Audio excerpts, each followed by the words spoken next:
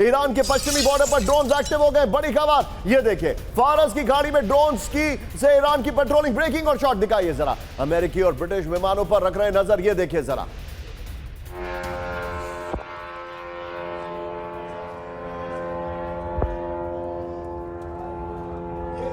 खबर आपके सामने आ रही है, ये देखिए जरा। दोनों ब्रेकिंग, तीनों ब्रेकिंग, तीनों शॉट दिखाइए। ये इस वक्त की बड़ी खबर आपके सामने, देखिए नितिन दिखाइए जरा। तीनों ब्रेकिंग, तीनों शॉट, किस तरीके से तैयारी चल रही है। अमेरिका अलर्ट पर है। नितिन, जब हम इसके ग्राफिक्स पढ़ेंगे तो ये जो पहले वाली दोनों ब्रेकिंग और दोनों शॉट्स हैं, इनको ऑल्टरनेटिवली बगल में प्ले करिएगा। ये देखिए, आइए जरा, अब मैं आपको इसकी डिटेलिंग बता रहा हूं। सीधे आइए, जो मेरे पास डिटेलिंग है उसको देखिए। अमेरिकी मूवमेंट से ईरान में अलर्ट है। पश्चिम ईरान में तेहरान के सर्विलांस जोन का मूवमेंट देखा जा रहा है। यह इस वक्त की बड़ी खबर है। फारस की खाड़ी में लगातार पेट्रोलिंग कर रहे हैं ड्रोन्स। ईरान ने 6 लेयर डिफेंस योजना तैयार की है। यह रिपोर्ट है। ईरान की मिसाइल लॉन्चर्स को तैयार रहने के निर्देश दिए गए। S-300 air defence system border पर तैनात कर दिया गया है। लेकिन नितिन, यहीं पर अगली ब्रेकिंग और शॉट चलाइए। नितिन, यहीं पर ब्रेकिंग, सैन्य संघर्ष के लिए पूरी तरह तैयार ईरानी सेना। ब्रेक करिए इस वक्त की बड़ी खबर।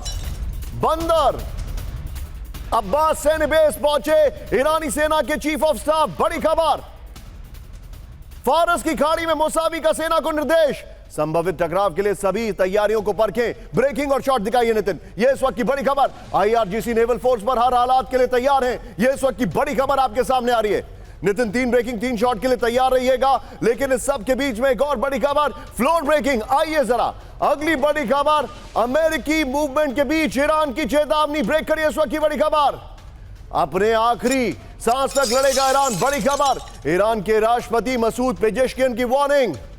ये देखिए जरा, सरेंडर करना ईरान के स्वभाव में नहीं है। ये बड़ी खबर हमारे सामने आ रही है। पेजेश्कियन ने कहा है, और दबाव के आगे नहीं झुकेगा ईरान, ये भी पेजेश्कियन ने कहा है। नितिन, तीनों ब्रेकिंग, तीनों शॉट दिखाइए। तीनों ब्रेकिंग, तीनों शॉट दिखाइए। और सुधाकर सर के पास चलिए। सुधाकर सर, क्या आपको लग रहा है एक नया, बल्कि एक पुराना वॉर फ्रंट फिर से एक्टिव होने वाला है कुछ ही घंटों के अंदर? I'll toss it over to Bahal sir. Bahal sir, आपका टेक क्या होगा इस पर? मुझे ऐसा लग रहा है ईरान वर्सेस अमेरिका, कभी भी कुछ भी हो सकता है। बिल्कुल सही कह रहे हैं आप। अगर मैक्रोन की स्पीच आपने देखी थी, जो फ्रांस के प्रेसिडेंट है, उन्होंने क्लियरली कहा था कुछ ही घंटों में शुरू हो सकता है ईरान के ऊपर हमला।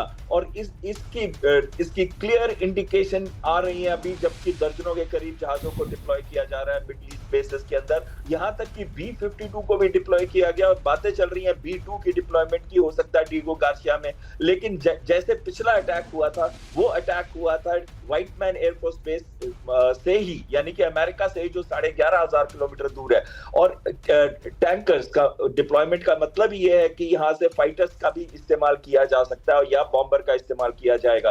बट मोस्ट इंपॉर्टेंटली, पहले अटैक के अंदर भी ना नातांज, ना फोर्दो और ना ही इस्फहान पे वो उतना डैमेज कर सके कि एनरिच्ड यूरेनियम को पूरा का पूरा जो 408 केजी के करीब है उसको डिस्ट्रॉय कर सके। लेकिन ये एनरिच्ड यूरेनियम कहां है? सबसे बड़ी बात ये आती है कि एनरिच्ड यूरेनियम। सर, आप मुझे एक बात बताइए, एक बार फिर से इस तरीके से बिल्डअप। नितिन, अमेरिका की वो जो 2 ब्रेकिंग्स हैं, उसको ईरान की ये जो बीच वाली ब्रेकिंग है उसके साथ आप इंट्रोड्यूस कर सकते हैं अगर ट्राई करें तो। सर, मुझे एक बात बताइए, एकाएक ईरान के ऊपर इतनी तेजी से एक्टिविटी दिखने की वजह क्या है? सबसे पहला वजह जो बहुत ही अच्छी तरह एक्सप्लेन किया था कि डाइवर्ट करने के लिए अटेंशन। अभी बातचीत चल रही है कि गाजा के अंदर पीस प्लान, लेकिन यूनिलैटरली दिया गया पीस प्लान क्या वो वर्कआउट करेगा हमास के साथ? ये बहुत बड़ा क्वेश्चन है। और उसको डाइवर्ट करने के लिए ये बहुत इंपॉर्टेंट है कि अटैक किया जाए ईरान को। खासकर ईरान के बारे में पहले से ही अमेरिका कह रहा था कि अगर एनरिचमेंट बंद नहीं हुई तो हम दोबारा से हमला कर सकते हैं। Point taken. Be with me sir.